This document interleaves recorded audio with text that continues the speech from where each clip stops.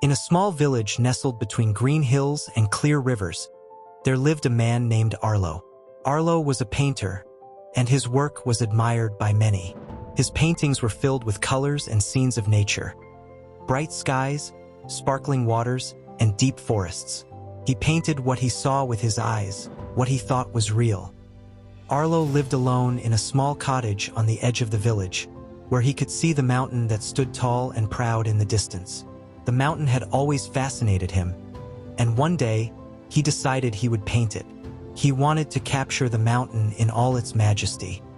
Arlo spent days preparing his paints, brushes, and canvas.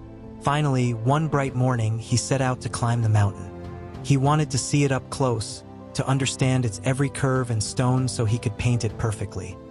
The climb was difficult, but Arlo was determined. As he reached higher, the air became thinner and the path steeper. His legs ached, but his mind remained focused on the picture he wanted to create. After hours of climbing, Arlo reached the top of the mountain. From there, he could see the entire valley below. The river sparkling in the sunlight, the village so small it looked like a toy. The sight was even more beautiful than he had imagined. He sat down to catch his breath, feeling a sense of peace and awe. Just then, an old woman appeared on the mountain. She was dressed in simple clothes and carried a small bundle with her. Arlo was surprised to see her so far up the mountain, and he greeted her. "Hello," Arlo said. "What brings you to the top of this mountain?" The woman smiled and sat down beside him. "I come here often to think and reflect. The mountain helps me find clarity in my heart." Arlo nodded, but his mind was still focused on his goal. "I'm a painter. I came up here to see the mountain better so I can paint it. I want to capture its beauty perfectly on my canvas. It's the most important thing I've ever done." The old woman looked at him, her eyes full of kindness. "Do you think you can truly capture the mountain's beauty on a canvas?" Arlo hesitated. "Of course I can. I've painted many things before. I know how to use my brushes to bring out the details." The woman smiled again. "But the mountain is more than just what your eyes can see. It's not just the rocks, trees, and sky. It's the air you breathe, the sound of the wind, the feeling of being here. Do you think a painting can capture all of that?" Arlo was taken aback. He had never thought about it that way before. I don't know, but I thought if I painted it, I would be able to share its beauty with others." The woman nodded. "Yes, that's the goal of art, to share beauty, to make others feel what you feel. But remember this, the moment you try to capture something completely, it begins to change. A painting will never be the mountain itself. It's just a small part of it. No matter how hard you try, you cannot hold the entire mountain in a frame." Arlo looked at her, confused. "But if I can't capture it, what's the point of painting it at all?" The woman smiled softly. "The point is not to capture it perfectly. The point is to experience it, to live with it, and then to share that experience in your own way. The mountain will always be bigger than any painting, but your painting can show your connection to it, can show how it made you feel, what it inspired in you." Arlo thought for a moment.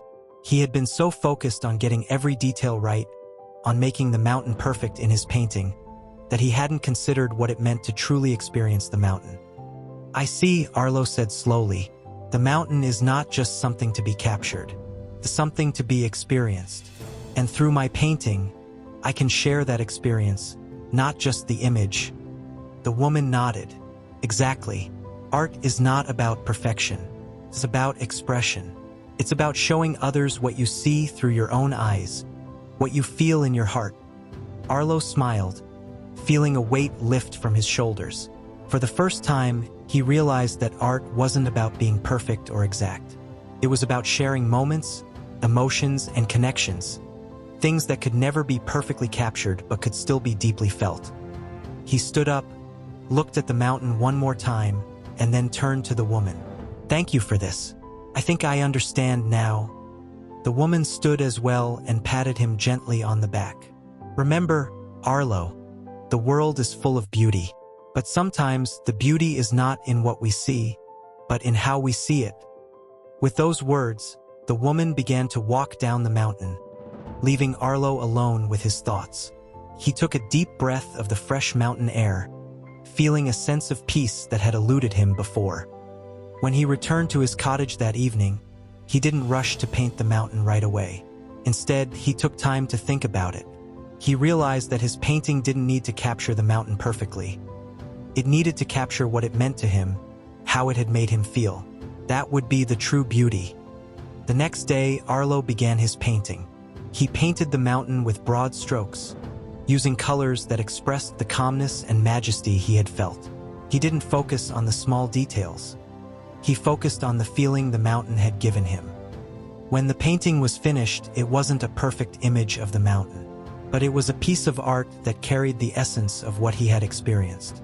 It was more than just an image. It was a story, a feeling, a memory. And as he looked at it, Arlo understood the old woman's words completely. He had painted not the mountain, but his own connection to it. And in doing so, he had captured its true beauty.